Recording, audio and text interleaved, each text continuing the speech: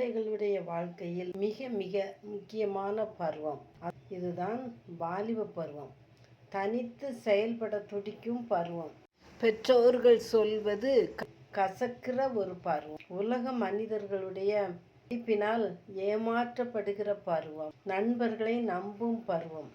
மாயையான பேச்சும் கள்ளத்தனமான வலதுகையும் உடைய மனிதர்களையும் நம்பும், ஏமாறும்.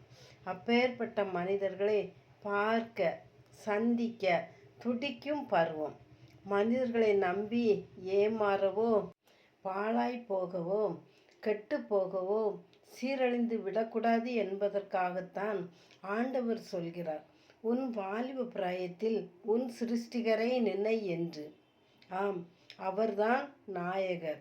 அவரையும் அவருடைய அன்பையும் ஆலோசனைகளையும் ஏற்றுக்கொண்டால் பிழைத்து கொள்ள. இருதயத்தை தெரிந்த பழகுகிற அந்நியருக்கு கொடுத்து விடாதே. மகனே மகள், இருதயத்தை ஏசப்பாவிடம் கொடுத்து விடு, அவர் பத்திரமாக பார்த்து கொள்வார். பிசாசு பயன்படுத்தும் ஆயுதங்கள் வசீகரமான தோற்றம், அழகு, கவர்ச்சியான பேச்சு, வீணான புகழ்ச்சி. எதேச்சையாக பார்ப்பது வேறு.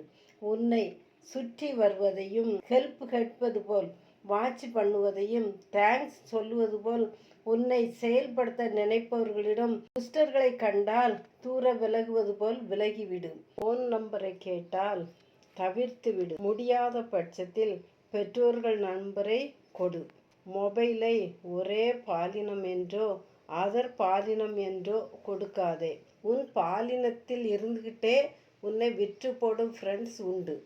யாரையும் நம்பாதே. நாசியில் சுவாசமுள்ள மனிதனை நம்புவதற்கு அவன் எம்மாத்திரம். இயேசுவை பெஸ்ட் ஃப்ரெண்ட்ஸாக வை.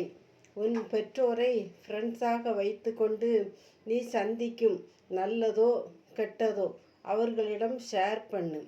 ஏசப்பாவையும் பெற்றோரையும் அதிகமாக நேசி. இவங்க தொடர்பில் கேப் விழாமல் பார்த்துக்கொள். மாயையான இந்த பருவத்தில் உன் ஆவி ஆத்மா சரீரத்தை வெண் வஸ்திரமாகவும் அதில் சிறு துளி கூட கரும்புள்ளியாகிய பாவம் ஒட்டாதபடி காத்துக்கொள்.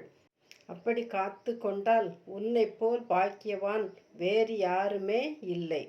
மகளே மகனே, உன் இருதயத்தை சாத்தான் கிரிக்கெட் பால் அடித்து விளையாடி உன் லைஃபை பியூஸான பேட்டரி செல் போல் ஆக்குவதற்கு கொடுத்து விடாதே.